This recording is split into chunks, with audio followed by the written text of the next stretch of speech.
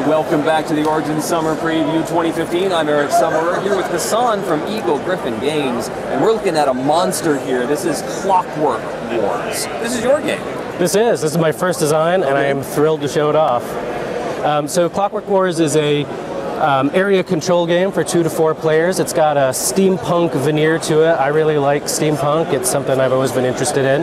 This is a world where there's magic and technology sort of coexisting side by side. There is an expansion that lets this go up to 5 players. All right. Each player is going to take a different race in the game that exists in this world. In the base game, we have these 4 races: the troglodytes, which are chimpanzee-human hybrids, the rhinocs, and those players are going to be putting pieces out on this map in an attempt to control territories. Certain territories garner you victory points, and whoever has the most points at the end of 7 turns is going to win the game. Okay. Excellent. I love these minis. Are they come painted in the box? The regular version, these are going to be unpainted, but there is an option to get a painted generals version of this game. I see. So these are the great generals, which are kind of like uber units in the game. Okay. If you research one of these, it's going to have an enormous impact on the outcome of the game. So just to sort of highlight some of the cool features of this game, there's a technology tree that's going to be different for every single game of Clockwork Wars. We have 9 different discoveries in 3 different sort of disciplines. There's religion, science, and sorcery. Okay. Before you start playing the game, you're going to just choose 9 out of 45 different discoveries that come in the box. Okay. So there's an enormous amount of replayability just in terms of the research tree that's going to be available for this particular game. Okay? You can choose to explore science and sorcery and religion. It's not like you're going to be locking yourself out of one of those 3 tracks if you choose to pursue one.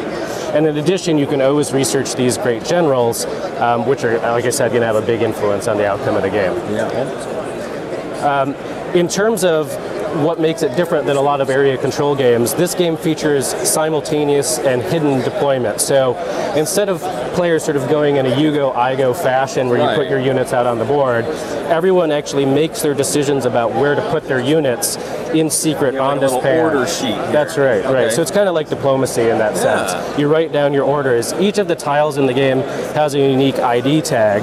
And so you can say, oh, okay, I'm going to send 3 units to this lake. Okay. Everyone reveals their orders at the same time, and then chaos ensues because you're trying to predict what other people are going to do. Okay. And that is the meat of the game, is that kind of faking out and trying to, guess where people are going to be putting their armies. Okay?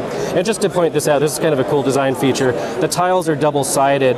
This is kind of like our pretty side, with a nice sort of photorealistic picture of the terrain. The other side is very icon-based. The ID tag is a little bit bigger, and so you can play with either side depending on what you guys want to do. Stylistic preference. Yeah, it's interesting. Yeah. It's the other side of these. It's just like a little. Yeah, so these are the capitals of the 4 races. Pretty straightforward capital there. And so you'll be putting your units out on the map and slowly conquering new territory. The 2 territories that really give you points are forests and lakes. This is a world where natural resources are really valuable. So if you control forests and lakes, you're going to be scoring victory points. There are 7 turns in the game, which are tracked over here.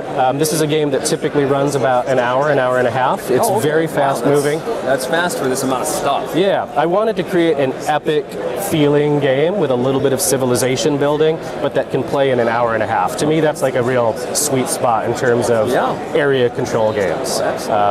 So yeah, there's that set time limit really sort of keeps things under control. There's a scoring phase at the end of turn 2, 4, and 7 where people are going to be accumulating those various points. There's also an additional court in play, a court of influence, where you can send units to that court in order to get bonuses. That also feeds into the playing of espionage cards, which are kind of like take-that cards that you have in your back pocket. You can play them during combat, for example, to get a bonus and army strength, and take your opponents by surprise. So this looks like a close to final version of this. It is. This is the final version. This is the final version. Is it available now, soon? 2 to 3 weeks more. Yeah. So hopefully by the time you're watching this, that's pretty close. Yeah. We promised our Kickstarter backers we'd get it to them by July, and we are going to make that, and maybe even a little bit ahead of schedule. So this is a pretty nice looking first design, Hassan. Thank you very much for spending some time with us. I appreciate it. Thanks very much, Eric. Clockwork Wars. Thanks for watching. Thanks so much for watching the Dice Tower videos. Find more great videos and reviews, as well as our top-rated audio podcast at Dicetower.com.